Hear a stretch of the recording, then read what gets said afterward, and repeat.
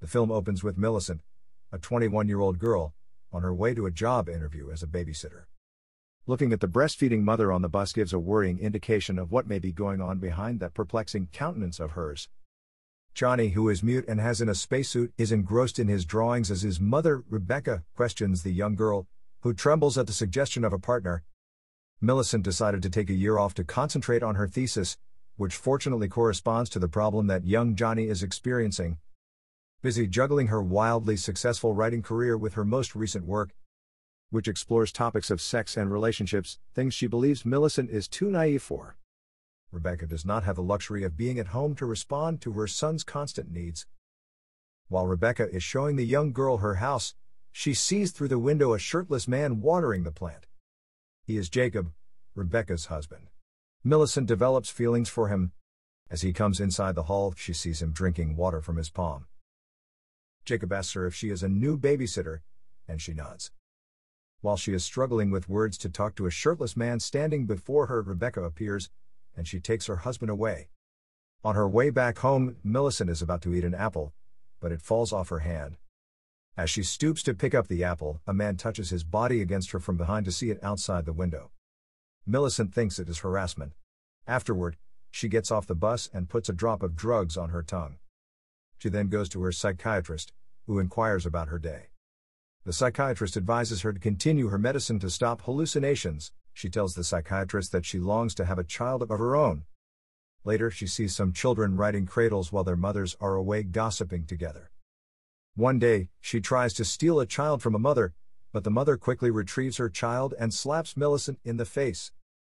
Rebecca and Jacob are sitting in their house talking to each other. Their talk turns romantic, and they start to make out. She tells him to choke her during the process, but he is reluctant to do so because he loves her.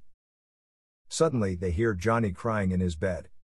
They rush to his room, and he kicks his mother. She notices a metal object that irritated him. Jacob says he put the object in the room because he believes that their son is pretending to be ill. She lashes out at her husband, saying he should not put any such thing near their son. Millicent reaches her home, where she and her father live. Her father prepares a meal for her, and they sit together at the dining table. Her father asks how she found him, and she says he is the one who makes her feel happy. He lays his head on the lap of his daughter. The next day, Millicent goes as usual to Rebecca's house for babysitting. Jacob gives his son a rosebud and says his son is the smartest.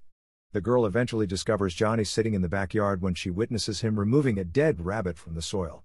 The boy stares in awe as she begins to chop and skin the animal with her small knife. She gives Johnny the foot of the rabbit as a good luck charm and then inquires as to whether he has any more buried animals in the yard. That evening, while doing her laundry, Millicent discovers a dress and knickers in the bathroom. She sneakily puts on the undergarment before robbing Rebecca of her dress and stealing Jacob's picture. At home, she gets out the stolen photo and begins making love to herself after taking a dose of medicine in bed. While Rebecca's blood spills over them, she has hallucinations about having a sexual encounter with a married man. When she realizes that it is her period time of the month, she awakens from her delusion. The following day, she playfully mocks Rebecca and mimics her controlling mother's speech while she dyes the stolen dress blue. After that, she interacts with Johnny at work by painting and doodling on each other's clothing. Minutes later, Jacob receives a call from Rebecca, telling him she can't make it home for Johnny's birthday. Millicent imagines celebrating Johnny's birthday with Jacob. At night, she gives Johnny a fur, telling him she took it from the other rabbit. Jacob is talking to his wife via phone in the kitchen.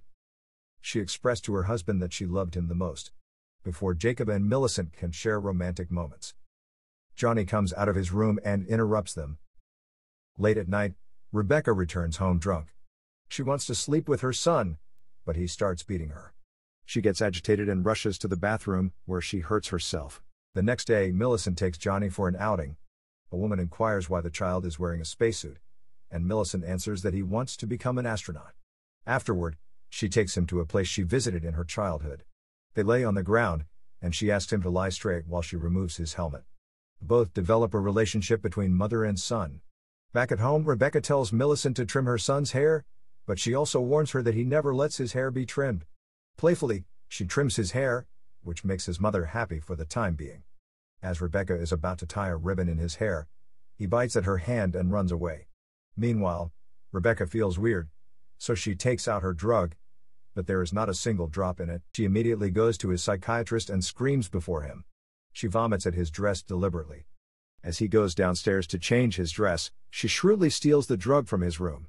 She leaves there and decides to prepare such drugs for Johnny as well. She succeeds in preparing special medicines for him. As Johnny takes the pills, he hallucinates and enjoys them. One day, they take drugs and run on the road, regardless of the cars. Coincidentally, Rebecca and Jacob's car narrowly escape them on the road when they are returning home. Rebecca comes out of the car and hugs her son while scolding the girl.